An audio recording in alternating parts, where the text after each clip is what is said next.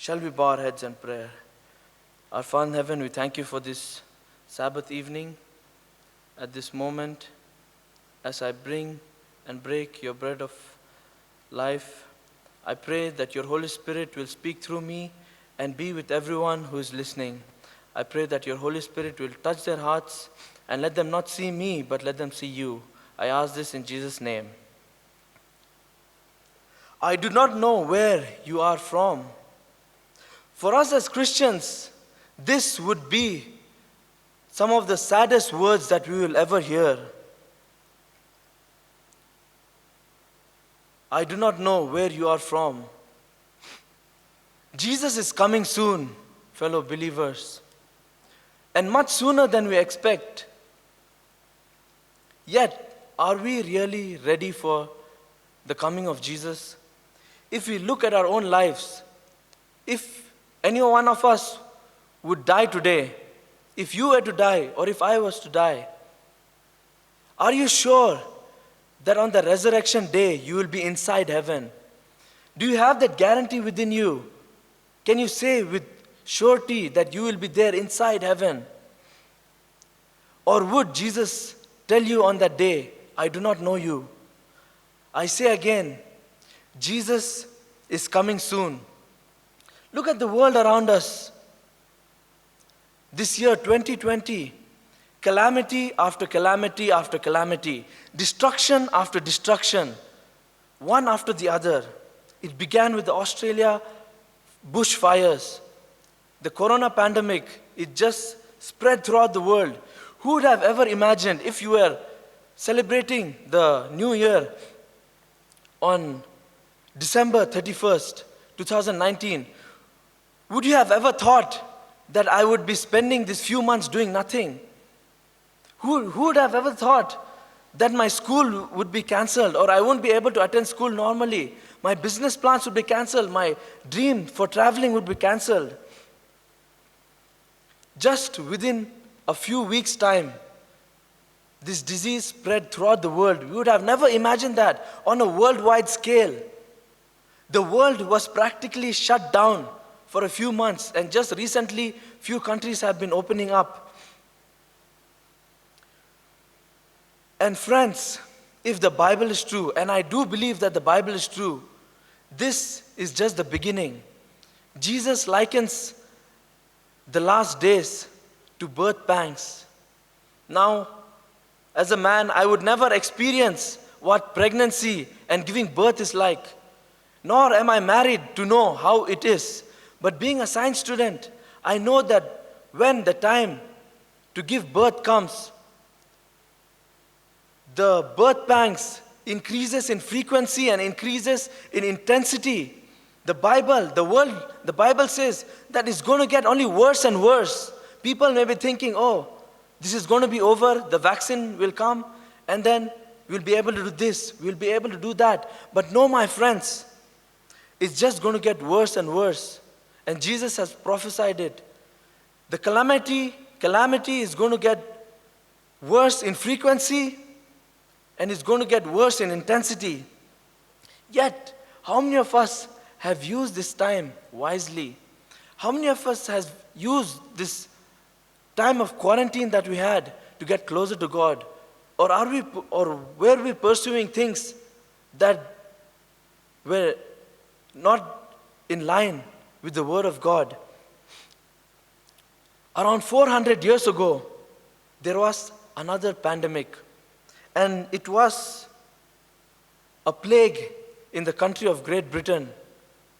During this time, the people had to go into quarantine, and the world-famous scientist, Isaac Newton, he took this time. He went to a village from 1665 to 1667. These 2 years, he spent his time in the village in quarantine, and he used his time wisely. He was just around 23 years old. Many of you may be that age. He took this time and he formulated the theories of calculus. He invented calculus, in fact, and he formulated the theory of gravity. He formulated the theory of optics and all these scientific things. But it is a very less known fact that Isaac Newton, he wrote more about theology. Isaac Newton wrote more about theology than he did about any other scientific topic. During this time, when he was quarantined, he might have spent this time to get closer to God.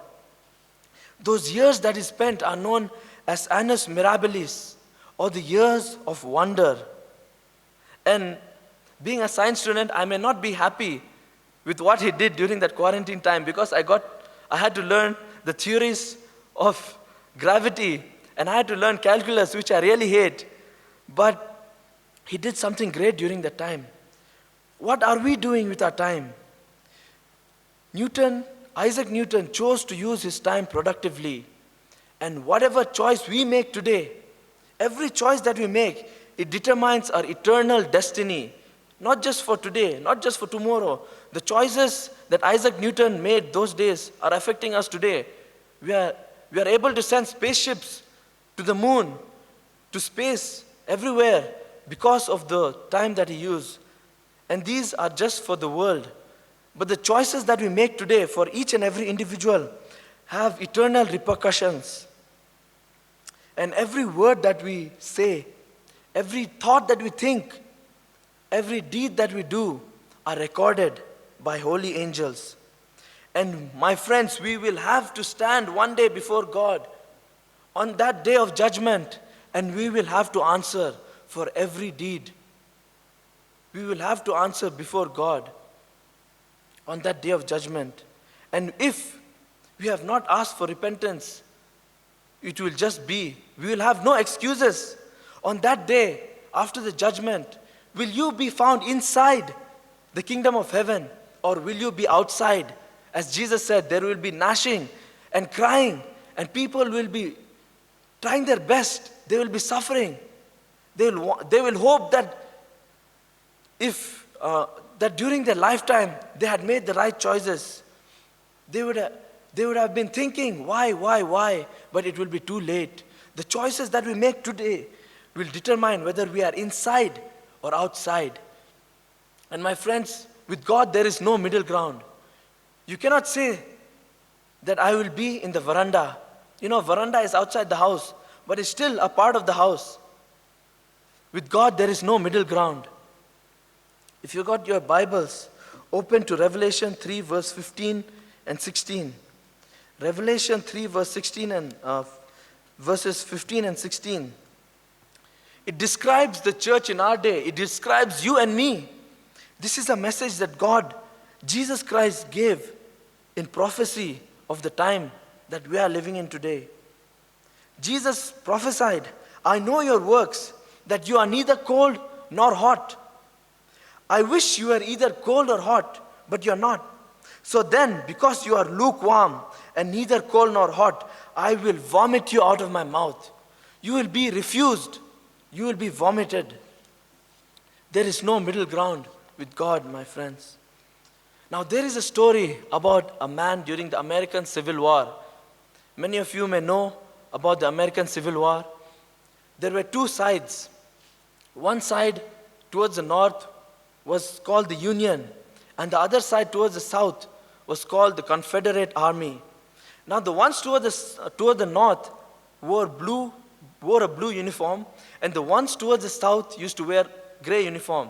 That's how you could differentiate between them, because they were all Americans. Only their uniform you could differentiate them by. Now there was a man, he was confused. It is a story, I do not know whether it's true or false, but the story goes about a man. He was confused whether to join the Union or the Confederates. So he thought what he had was a brilliant idea. The next day, the Union soldiers, the Confederate soldiers, they gathered together facing off each other. Those days they had old guns, there were no machine guns, so they had to stand facing each other, and one after the other they had to shoot. So anyway, these two armies are surprised. They see a peculiar person in the field. Now this person was wearing blue on top and he was wearing gray down. He wore the Union uniform on the top and he wore the Confederate uniform on the bottom, and he thought that nobody is going to shoot me because I'm on both sides. I'm on the Union side and I'm on the Confederate side. But at the end of the day, interestingly, that man was dead. And people actually deliberately shot him. Do you know why? Because while he was just roaming around, well, the soldiers were confused. But finally, they decided something. The Union soldiers, whose uniform was blue, they pointed their guns and they aimed the gray part of the man. And the Confederate soldiers, whose uniform was gray, they aimed the blue part of the man and they fired that man. And that man was shot from both sides. And that was his end. Not choosing a side in the great controversy is choosing a side. Not choosing a side means you have chosen the side of Satan. Now, when we look at our own side, in our own lives, every day we make choices. Our records are being written down. Angels are recording each and everything. Each and every choice determines our eternal destiny.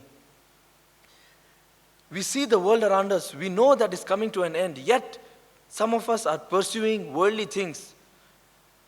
We focus more on worldly things. Some of us are still behind possessions, wealth, post. We like to push down others. We like to gossip about others. We want more wealth. Yet none of this will help us enter heaven. And this, my friends, is the beauty of Christianity.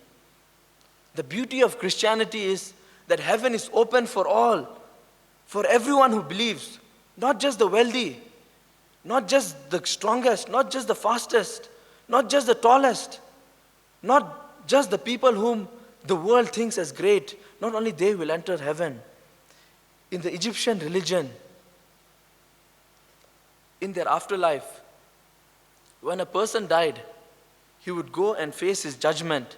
And there was the god of the underworld, Anubis. And a person had to come before Anubis. There was a scale. On one side of the scale was a feather. On the other side it was empty. Now, the people, when they went before Anubis, they had to put some wealth on the other side of the scale. And the more wealth they put, the lower it went and the higher the feather went. If they were able to put enough of wealth, like we see in the pyramids, all the pyramids, the pharaohs and important people were buried with a lot of wealth, solid gold. That is to take them into the afterlife, into heaven.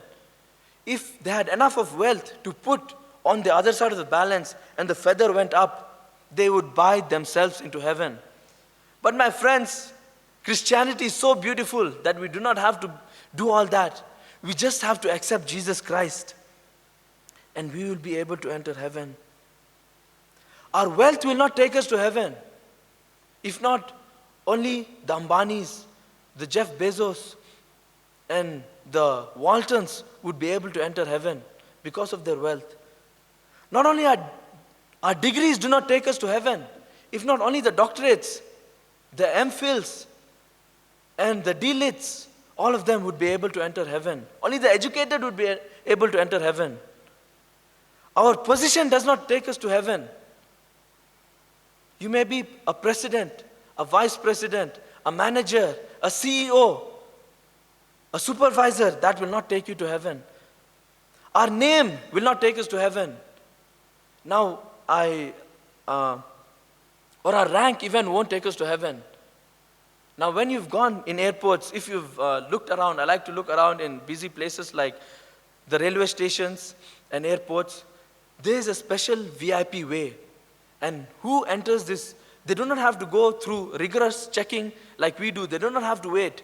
When it's time to board, they just go, they pass through, and they just have to show their identity. The pilots, obviously, they're wearing their uniform, they're able to go through, and some VIPs are able to go through like that. But for heaven, there is no VIP road. On that day of judgment, there is no VIP line to get into heaven. We cannot say, oh, I took theology at Spicer, I studied in Spicer, so there may be a special way for me to get into heaven. We cannot say, I was a worker at Spicer, so I'll be able to enter heaven. I attended church every Sabbath, so I think there's a VIP way for me to enter heaven. Or I was teaching theology at Spicer. I was a doctor at Spicer. I was a leader at Spicer. So I think there has to be a way for me to enter heaven, a VIP way. None of that will work on that day. I hope that God does not say to us, I do not know where you're from. You may say, oh, I was from Spicer. I was from this SDA institution. But God, sadly, I hope He does not have to say, I do not know where you are from. And rather than being inside heaven, we would be outside heaven. What a sad thing it would be as Christians to say, the verse that I just read. Who calls Jesus Lord? Do the Hindus call Jesus Lord? Have you seen Hindus calling Jesus Lord? Or the Buddhists? They have their own gods and their own lords. But it's only the Christians who call Jesus Lord. And we may have high hopes that we'll be able to enter heaven. But that sad word will be, I do not know you. And we would have to be outside. This, sadly, is the condition of our church today. It has been prophesied, like I just read, in Revelation chapter 3, verses 15. We are neither hot nor cold. We like to hold on to the things of the world, yet keep one leg in the church. We like to do things that are for our own pleasure. We are like the people during the time of Noah, laughing about the second coming of Jesus Christ. But the flood surely came, and the second coming of Jesus will surely come because Jesus has promised it. Ellen G. White writes, in Christian Service, page 41, it's about the church, about our SDA church, about us whom we many times think that we are the chosen people so we may be able to enter heaven. Not 1 in 20 whose names are registered upon the church books are prepared to close their earthly history. I'll read that again. Not 1 in 20 whose names are registered upon the church books are prepared to close their earthly history. It means if there are 100 people, taking the ratio, hardly 5 whose names are written in our church books will be able to enter heaven. It does not matter if your names are written in the books of the SDA church or not. My friends, it does not matter if your name is written in the Spicer SDA church books or the Salisbury church SDA book. What really matters is your name written in the book of life? Is your name written in the book of life? Ellen G. White says that not even one is ready. And how sad it will be if our names are not there in the book of life. Now you may be thinking, all this, we may be outside. If our names are not written in the book of life, we'll be outside. So how do we get inside? How do we get inside heaven? The answer has always been the same, my friends. The answer since the time of Adam and Eve has been the same. Yet many times we know the answer, yet we do not follow it. I myself, I do not follow it. Growing up in the SDA church, we do not follow this. The answer is this: repent and believe in Jesus Christ. Build your relationship with God. When you build your relationship with God, you have no time to think of other things. God Himself will give you what you need. David was in the wilderness. He never dreamed of becoming king. In the wilderness, taking care of sheep, he would be smelling like sheep and goats. He never dreamt of becoming king, but God Himself raised him up. Joseph, in the beginning, he was in the fields. God raised Joseph up from there and made him ruler. Whatever you want, if you put God first, He will give it to you, if it is according to His will. Repent and believe in Jesus. The prophets said this. Moses said this. They were all pointing to Jesus. Repent and believe in the coming Messiah. John the Baptist himself preached, repent and be baptized. Believe in the Lord Jesus Christ. Jesus Himself preached this. Repent, go and sin no more. Believe and sin no more. The apostles preached this. Believe in the Lord Jesus Christ and be saved.